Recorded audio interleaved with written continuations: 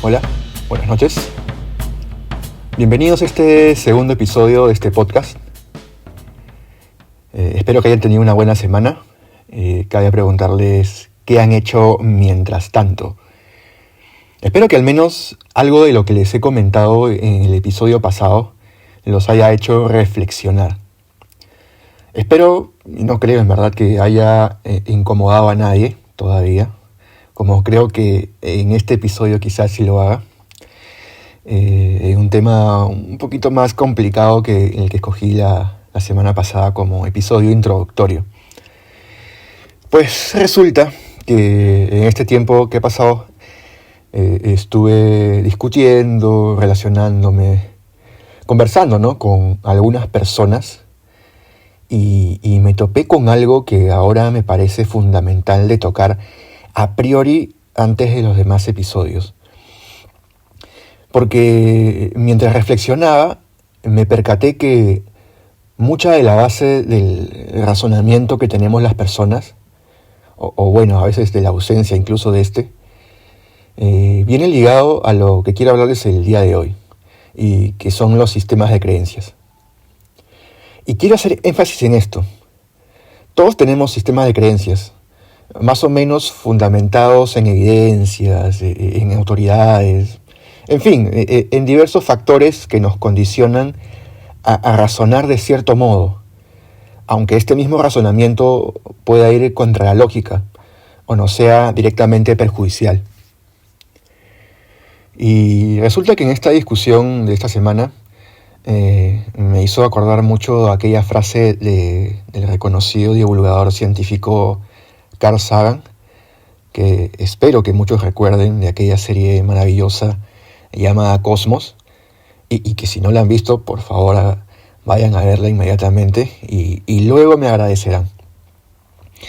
Pues resulta que Carl Sagan mencionó que, y cito aquí, uno no puede convencer a un creyente de nada, porque sus creencias no se basan en evidencia, sino en una enraizada necesidad de creer. Quiero que tomen en consideración especialmente esto, el concepto de que es una necesidad. Y si bien muchos atribuyen esta frase a un contexto más bien religioso y doctrinario, pienso que es más profundo y que abarca muchos, si no son todos los aspectos en los que nos desenvolvemos, incluyendo la ciencia. Pero bueno, con la ciencia espero que no me malinterpreten. Lo bueno del método científico es que es replicable, pero siempre hasta cierto nivel.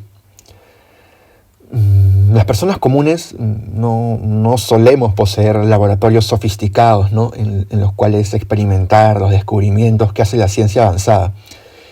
Ni tampoco tenemos el tiempo para poner a prueba cada cosa nueva que se haya teorizado.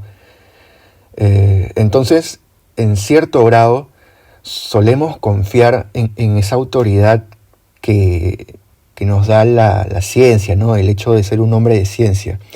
Tener algunos pergaminos, ¿no?, que nos dan una credibilidad.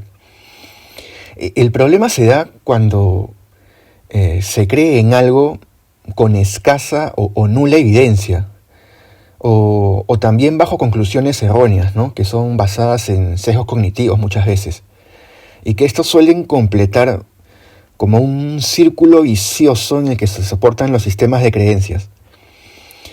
Pero quiero ir un poquito más allá, un poquito más hacia el origen para poder entender esto y que podamos ponernos de acuerdo. Me viene la primera pregunta de que ¿por qué elegimos creer? Yo creo que es parte de una necesidad, como bien lo mencionó Sagan. Valdría preguntarse entonces, ¿es una necesidad de qué? Y aquí tenemos que ser cuidadosos de no recurrir a un argumento circular. De estar preguntando o respondiendo una necesidad de qué y decir que es una necesidad de creer, ¿no? No tiene ningún sentido argumentar de esta manera. Existe en filosofía una expresión que se refiere al Dios de los huecos, refiriéndose en este caso particular a que los seres humanos buscamos rellenar nuestra ignorancia con algo que tenga algún sentido.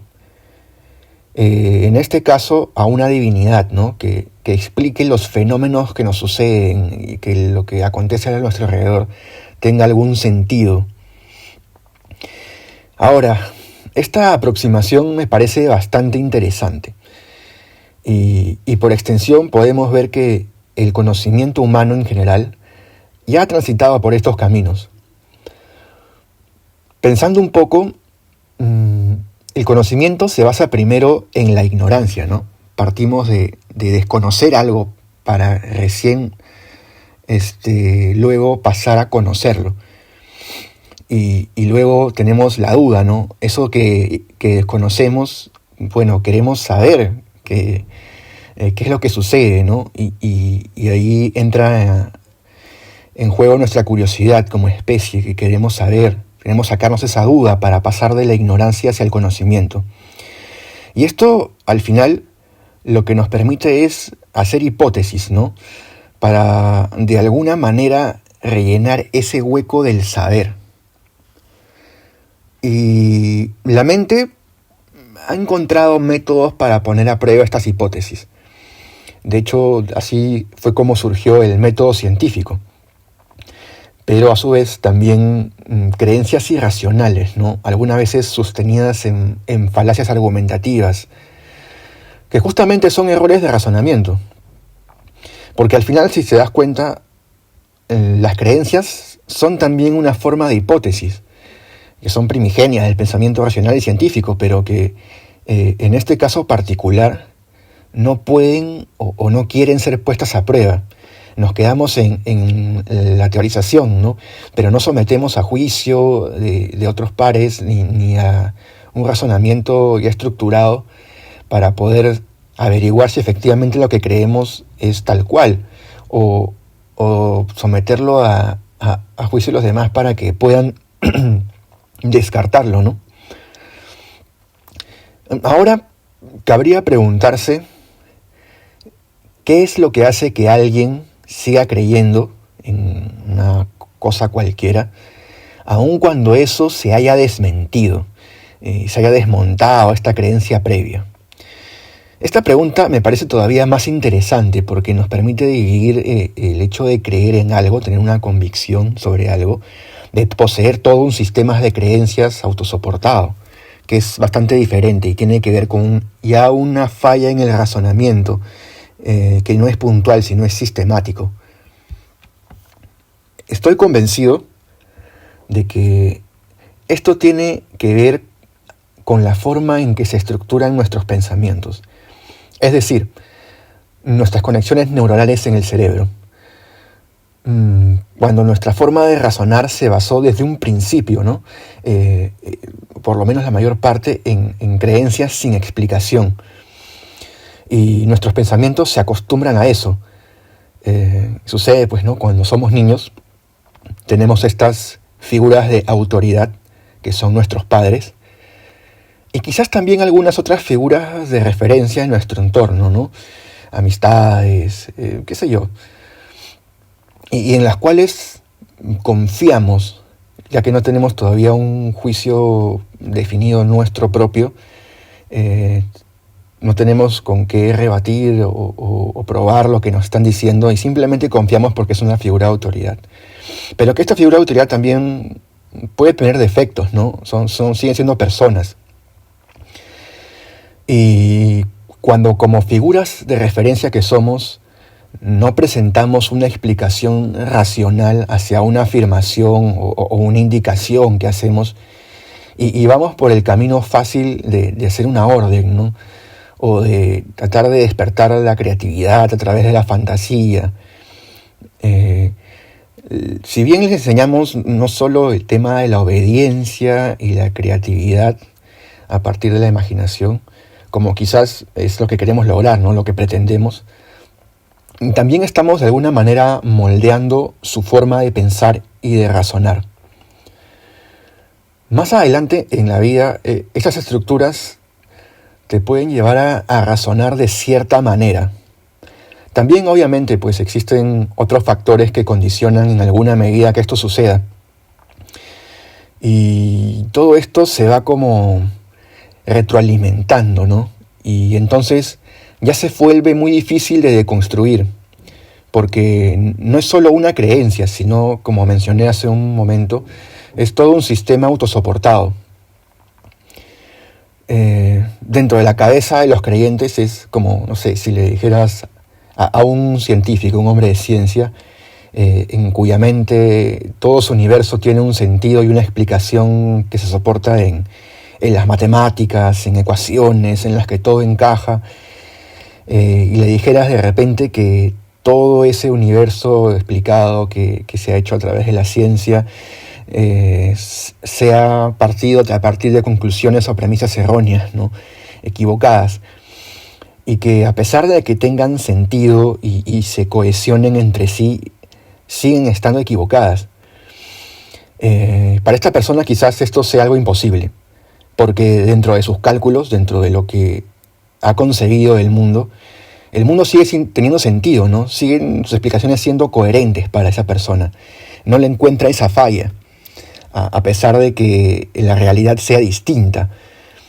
Y para esta persona es algo que simplemente no puede ser, ¿no? No puede estar equivocada porque tiene evidencia dentro de su razonamiento que hace que esto sea bien cimentado. Y claro, yo hago acá una analogía al sentimiento que puedan sentir aquellas personas con una mente más lúcida, ¿no? Que no estén tan metidos en un sistema de creencias que no se basa en evidencia.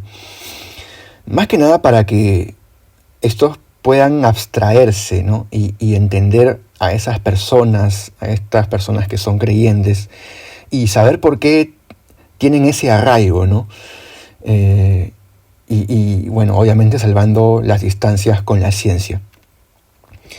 Es por ello que, al menos desde mi percepción, es recomendable, cuando discutimos con personas así, con creyentes, tratar de entender su forma de pensar en general y no solo en particular, para poder llegar al fondo de su fallo e intentar, siempre que sea posible y no nos cause un mal rato,